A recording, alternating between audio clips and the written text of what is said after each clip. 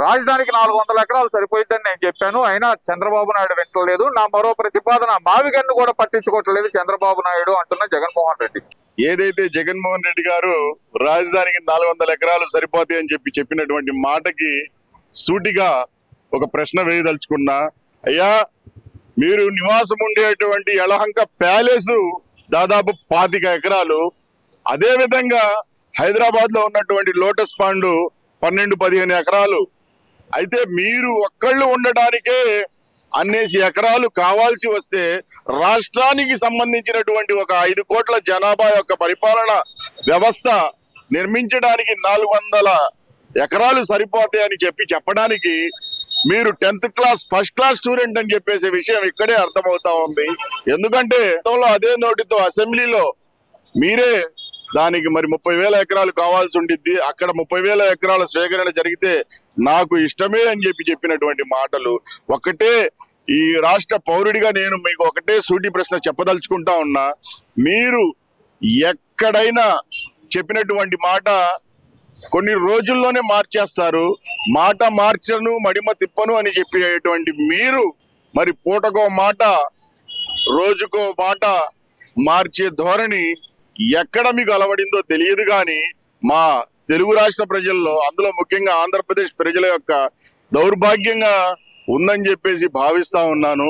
ముఖ్యంగా ఏదైతే మీరు తెరపైకి తెచ్చినటువంటి మావిగన్ ప్రస్తావన ఉందో, దేశవ్యాప్తంగా తెలుగోడి గౌరవం నవ్వుల పాలు చేసే విధంగా మీరు చెప్పినటువంటి మాటలు మిగిలాయే తప్ప ఉపయోగకరమైనటువంటి మాటలుగా లేవని చెప్పేసి రాష్ట్ర ప్రజలందరూ కూడా మీ మీద దుమ్మెత్తి పోసినటువంటి పరిస్థితి ఒకసారి గుర్తు తెచ్చుకోండి అని చెప్పేసి చెప్తా ఉన్నా.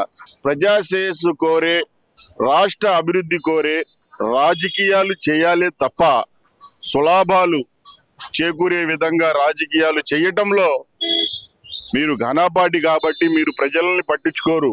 ముఖ్యంగా ఏదైతే మీ యొక్క మాటలు ఉన్నాయో, ఇవాళ ఆంధ్ర రాష్ట్ర ప్రజలు మీకు బుద్ధి చెప్పినా మారని మీ బుద్ధికి ఏమనాలో, ఏ పేరు పెట్టాలో మాకు కూడా అర్థం కానటువంటి పరిస్థితి.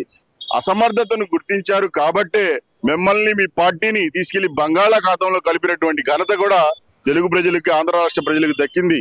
ఎందుకంటే మీలాంటి అసమర్థులు రాజకీయంలో పనికిరారు అనే దానికి రాష్ట్ర ప్రజలు గ్రహించారు కాబట్టే గతంలో ఒక్కసారి అవకాశం అంటే ఒక్కసారికే పరిమితం చేశారనేది మీరు గమనించుకొని మీ యొక్క తీరుని మార్చుకోవాలని చెప్పేసి సందర్భంగా చెప్తా ఉన్నా.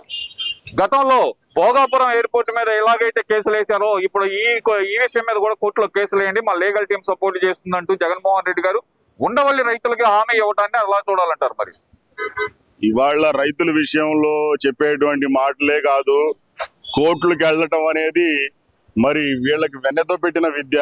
గతంలో సొంత బాబాయిని కూడా హత్య చేసిన తర్వాత రాష్ట్ర ప్రజలు కూడా నివ్వెరపోయినటువంటి పరిస్థితి. నిదానంగా ఏదైతే మరి ఎన్నికల ప్రచారంలో ఆ యొక్క మర్డర్ ప్రస్తావన రాకూడదు అని చెప్పి కోర్టుకు వెళ్లి గ్యాగ్ ఆర్డర్ తీసుకొచ్చినటువంటి ఘనత, అప్పటి వరకు రాష్ట్ర ప్రజలకు గ్యాగ్ ఆర్డర్ అంటేనే కూడా తెలియనటువంటి పరిస్థితి. అంతటి ఘనపాటి కోర్టుకు వెళ్లే విషయంలో మనం చూసాం. గతంలో ఆయన అధికారంలో ఉన్నప్పుడు కూడా కోర్టుకి వెళ్ళటం ముట్టికాయ తినటం, కోర్టుకి వెళ్ళటం ముట్టికాయ తినటం, ముట్టికాయలు తినడం అనేది కూడా ఆయనకి అలవాటుగా మారిపోయినటువంటి పరిస్థితి. మరోపక్క ఇవాళ రైతుల్ని రెచ్చగొట్టడం అంటే అక్కడ రైతుల్ని కాదు, కొంతమంది పేటీఎం రెడ్డి పార్టీ రైతుల్ని తీసుకొచ్చి, అది కూడా పేటీఎం అంటున్నా ఎందుకంటే మాకు రెడ్లు అంటే అపారమైన గౌరవం. స్వచ్ఛమైన రెడ్లు రాష్ట్ర అభివృద్ధిని, ప్రజల శ్రేయస్సును కోరుకునే వారే. కానీ గతంలో మనం చూసాం, ఎందరో రెడ్డి ముఖ్యమంత్రులు కూడా మన రాష్ట్రాన్ని పరిపాలించారు. ఏ ఒక్కరు కూడా ఈ యొక్క సైకో జగన్ రెడ్డి విధంగా ఏ ఒక్కరు కూడా గతంలో పరిపాలన కొనసాగించినటువంటి దాఖలాలు ఎక్కడా లేవు. ఆయన చెప్తున్నటువంటి మాటలు మావిగన్ కావచ్చు, మరోపక్క ఈ డిఎస్సిగా మెగా డిఎస్సి పై చెప్పేటువంటి మాటలు కావచ్చు, రైతులకు కూడా మరి కోర్టులో వేస్తానని చెప్పే మాటలు కావచ్చు, ఇవాళ ఏదైతే సినిమాల్లో బ్రహ్మానందాన్ని తలపించే విధంగా రాజకీయ జోకర్ గా కూడా ప్రఖ్యాతి గాంచుతున్నటువంటి జగన్మోహన్ రెడ్డి గారు రాజకీయ పార్టీ మూసుకొని ఈయన యొక్క కామెడీ ప్రదర్శనలు ప్రదర్శిస్తే మరి ఈయనకి ఆ విధంగా అయినా చెప్పి సరే ఆ రకమైనటువంటి గుర్తింపు వచ్చిద్దేమో. కానీ ఇక్కడ రాష్ట్రంలో రాష్ట్ర ప్రజలు ఆయన యొక్క మాటల్ని ఎన్నడూ పరిగణలోకి తీసుకోరు. ఆయన్ని ఒక బఫూన్ లాగా, ఆయన్ని ఒక జోకర్ లాగా మరి పోల్చుకోవటంతోనే సరిపెట్టుకుంటున్నటువంటి రాష్ట్ర ప్రజలు కూడా ఆయన పక్క ఏ క్షణం కూడా పలికే ధోరణి వాళ్ళలో లేదు. ఎందుకంటే ప్రజాశ్రేయస్సు కోరుకునే రాజకీయ నాయకుల యొక్క విఘ్నత ఏ విధంగా ఉండాలో మనం దేశంలో ఉన్నటువంటి కొంతమంది నాయకుల్ని చూసుకోవచ్చు. నాకు తెలిసి భారతదేశ చరిత్రలో ముఖ్యమంత్రులుగా పరిపాలన చేసినటువంటి వాళ్ళల్లో జగన్మోహన్ రెడ్డి గారిది ఒక ప్రత్యేక శైలి, అసమర్థతకు మారు పేరుగా ఆయన పేరు లిఖించబడింది. భవిష్యత్తు తరాలకు కూడా ఇలాంటి ఒక పిచ్చి ముఖ్యమంత్రి కూడా రాష్ట్రానికి పరిపాలించాడు అని చెప్పేసి పాఠ్య పుస్తకాల్లో కూడా తరతరాల తర్వాత మరి పాఠ్య పుస్తకాల్లో కూడా ఈ యొక్క చరిత్ర వచ్చే విధంగా ఆయన ప్రవర్తన ఉందని చెప్పేసి సందర్భంగా చెప్తా ఉన్నా. డిఎస్సీ మీద కోర్టుకు వెళ్తాను, లీగల్ ఫైట్ చేయండి, అవసరమైతే మనం అధికారంలోకి వచ్చిన తర్వాత దీని మీద విజిలెన్స్ విచారణ వేద్దాం, అవసరమైతే రద్దు చేద్దాం డిఎస్సీని, డిఎస్సీ 2025 రద్దు చేద్దాం అంటూ జగన్మోహన్ రెడ్డి చేసిన వ్యాఖ్యలను ఎలా చూడాలంటారు? ఆయన పరిపాలనలో ఉన్నప్పుడు డిఎస్సీనే అటెండ్ చేయనటువంటి దౌర్భాగ్య స్థితిని కల్పించినటువంటి రాష్ట్రంలో మరి ఆయన మాట్లాడుతున్నటువంటి మాటలు ఈ రోజు డిఎస్సీ జగన్మోహన్ రెడ్డి గారు డిఎస్సీ ఏ విధానంలో నిర్వహించబడింది? డీబీటీ విధానంలో నిర్వహించబడింది. డీబీటీ విధానంలో అవకతవకలు జరిగే అవకాశం ఉందా? దాదాపు ఒక 3000 ప్రశ్నలు ఉంటే ఒకరోజు వాళ్ళు విద్యార్థులు ఆ పరీక్షలో పాల్గొంటే రెండో రోజు వచ్చే విద్యార్థులకి వేరే ప్రశ్నలు వస్తాయి. అవి అన్ని మీకు తెలియదేమో బహుశా. ఎందుకంటే డీబీటీ అనేది కంప్యూటర్ ద్వారా నిర్వహించేటువంటి పరీక్ష, దాంట్లో అవకతవకలు జరిగేటువంటి అవకాశం లేదు.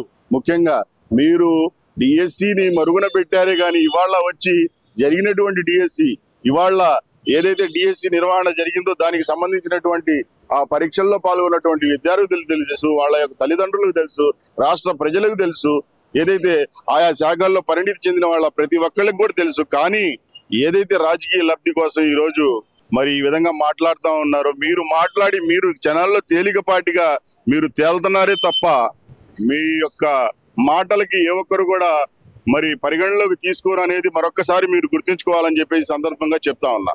ఈ వీడియో నచ్చితే లైక్ చేయండి. అలాగే మా ఛానల్ ని ఫస్ట్ టైం కనుక చూస్తున్నట్టయితే ఇప్పుడే సబ్స్క్రైబ్ చేసుకుని పక్కనే ఉన్న గంట సింబల్ ని యాక్టివేట్ చేసుకోండి. అప్పుడే మేము పెట్టే ప్రతి వీడియో మీకు నోటిఫికేషన్ గా వస్తుంది. అలాగే ఈ వీడియో పూర్తిగా చూసినందుకు ధన్యవాదాలు.